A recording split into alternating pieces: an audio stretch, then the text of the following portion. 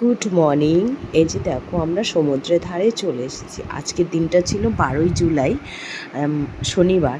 তো সকালে ফ্রেশ হয়ে সবাই সমুদ্রের ধারে চলে এসেছি। এখানে চা কফি খাবো ভাবছিলাম, তো দাঁড়িয়ে আমরা দেখছি এখন বাজে 5:45। তো এত মানুষ হয়ে গেছে তার আগে, তো আমরা লেটে এসেছি। তারপরে কর্তামশাই দেখি কফি এনে দিল, তো কফি নিয়ে চলো কফি খাওয়া যাক। তার মধ্যে সমুদ্রের এত অপূর্ব দৃশ্য, মানে কখনো দেখিনি। দেখেছিলাম বাট আজকের মতন কখনোই দেখিনি, এবারকার মতন। তো এত সুন্দর অপূর্ব দৃশ্য, তো ভাবছি এখন স্নান করব না দুপুরবেলায় স্নান করব। তারপরে মেজদিকে বলছো চলো, জল টানছে, নেমে যাই আমরা।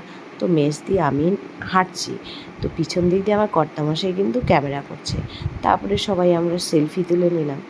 কর্তামশাইকে বললাম যে আসো না গো, একটু আমার হাতে হাত রেখে আমরা দুজনে সমুদ্রের রাস্তা দিয়ে একটু হাঁটি। তো রাজি হয়ে গেল, তো এসছে। তো এসে আমরা দুজনে একে অপরে হাত ধরে হাঁটছি। এত ভালো লাগছে সেটা ভাষায় প্রকাশ করা যাবে না। তো এদিকে আমার কিন্তু ভাগ্নি ক্যামেরা করছে। তারপরে দুপুরবেলা আমরা জলে চলে এসেছি। এই যে আমার কর্তামশাই দেখো একদম প্যান্ট জামা পরে জলে নেমে পড়েছে।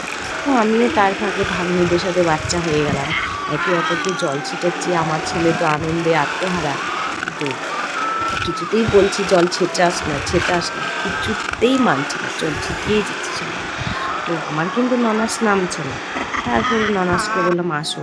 এই যে জবরদস্ত টেনে নিয়ে এসেছি রায়বাঘিনী ননদিকে জলের মধ্যে। তো ননদিনী বলছে আমি যাব না কিছুতেই, দিদি তো কিছুতেই যাবে না, এইটুক জলেই স্নান করবে, আনন্দ করবে। যাই হোক চলো এইটুক জলেই আনন্দ করুক। তো আমরা সবাই আনন্দ করার ফাঁকে ফাঁকে আমিও বাচ্চাদের মতন জলের মধ্যে শুয়ে পড়লাম। তো সবাই শুয়ে পড়লো, আমার ছেলে তো আরও ভীষণ আমি যা করছি তাই করবে।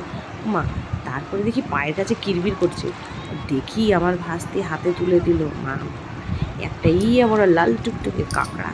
ও মা, কাঁকড়াটা দেখে সত্যিও কি অপূর্ব লাগছে দেখেছো। মাথার মধ্যে দুটো সাদা, তার মধ্যে একটু পরে যাই দেখি একটা সামুদ্রিক কাঁকড়া, আবার স্টার ফিশও উঠছে পায়ের নিচে, জানো তো। তো চলো নেক্সট ভিডিও নিয়ে আসছি আবার।